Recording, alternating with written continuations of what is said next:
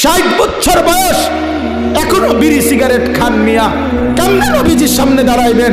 এই উম্মত, এই মুসলমান, আল্লাহর সাক্ষী রেখে আজকে রাতে ঘুমাইবার আগে একবার ভাইবেন, একবার ভাইবেন, একবার।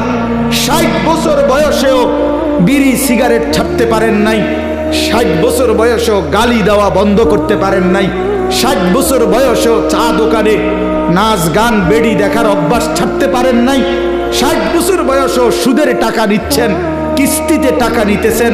আরে হারামখোর, কেমনে নবীর সামনে দাঁড়াইবা? কেমনে দাঁড়াইবা বাপ? ওই চাচা, চাচা কেমনে দাঁড়াইবেন?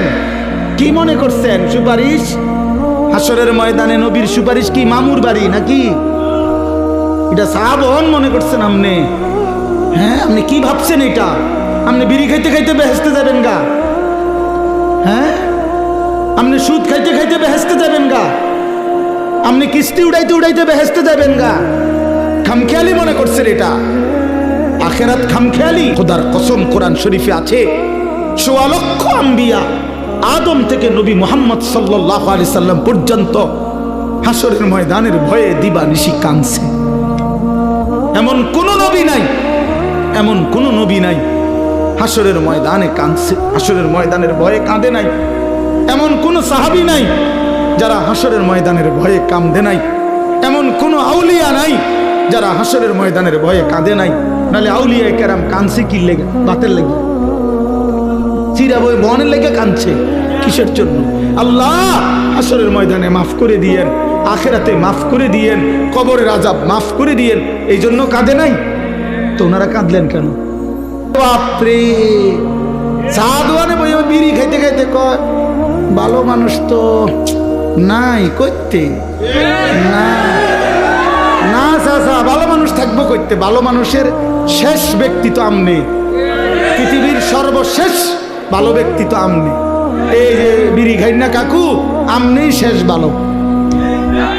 এই আমনে আরি যে বেটার কাছে বিড়ির গন্ধে কাছে যাওয়া যায় না, আমনে পৃথিবীর সর্বশেষ ভালো ব্যক্তি।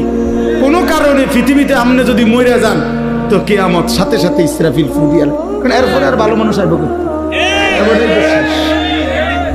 এবারে তো সাদওয়ানে বইয়ে সিদ্ধান্ত দিয়ে দিছে ভালো মানুষ তো নাই করতে। টেলিভিশন চায়, টেলিভিশনের দিকে তাকায় তাকায় কয় আস্তাগফিরুল্লাহ আস্তাগফিরুল্লাহ। কি তো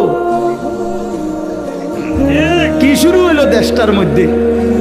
আমি বলছি একদিন, রে চাচা আপনি যেটি চাইতে আছেন এটি শুরু হয়েছে। আর কি শুরু হয়েছে মানে? নাটক শুরু হয়েছে, সিনেমা শুরু হয়েছে, আর বেডির নাচ শুরু হয়েছে।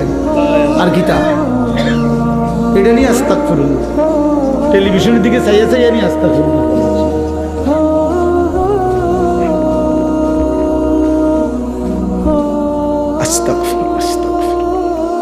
কথা শেষ।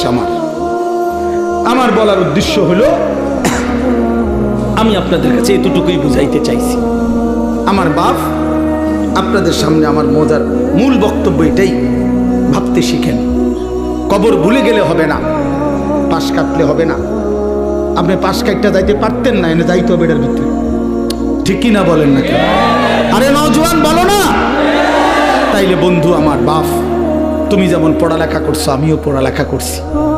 আমি জেনারেল লাইনেও পূর্ণ পড়ছি, মাদ্রাসার লাইনেও পুরো পড়ালেখা করছি। এই জন্য বন্ধু, আমি সায়েন্স পড়ছি, আমি কুমিল্লা ভিক্টোরিয়া কলেজ থেকে মাস্টার্স পাস করছি, আমি বিজ্ঞান বিভাগ থেকে এসএসসি পাস করছি দাখিল। অতএব তুমি আমারে অনুরোধ করছি, নওজোয়ান তুমি ভুল করো না।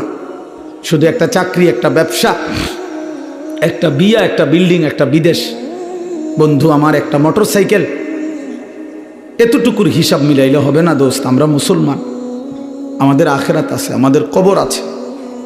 আর আপনারা যারা বাবা আছেন, অভিভাবক, আপনাদের কাছে অনুরোধ, আপনি এই সংসারের দিকে তাকাইয়া দেখছেন, বিল্ডিং করছেন, সোফা বানাইছেন, খাট বানাইছেন, আমার বাপ এতটুকু হিসাব মিলাইয়া মুসলমান কবরে গেলে হবে না। দুনিয়ার নেশায় আখেরাত ভুলে গেলা তো মনে রেখো একদিন কবরস্থানেই পৌঁছবা, আর সেদিন আমি আল্লাহ তোমাকে জানাবো আমার প্রতিটা নাফরমানির শাস্তি কি। আমি জানাবো বান্দা, আমি দেখাবো তোমারে। তুমি দেখবা বান্দা, আমি তোমাকে দেখাবো, আমি তোমাকে বুঝাবো। এজন্য দোস্ত, নওজোয়ান, প্রিয় সাথী, এটা মনে রাখো বাপ, আত্ম উপলব্ধি, আত্মপরিচয়, আত্মসম্মান, আত্মমর্যাদা অনেক বড় সম্পদ। এটা বুঝা যে আমি কে আসলে। আমি একজন মুসলমান, আমার বাবা মুসলমান, আমার মা মুসলমান,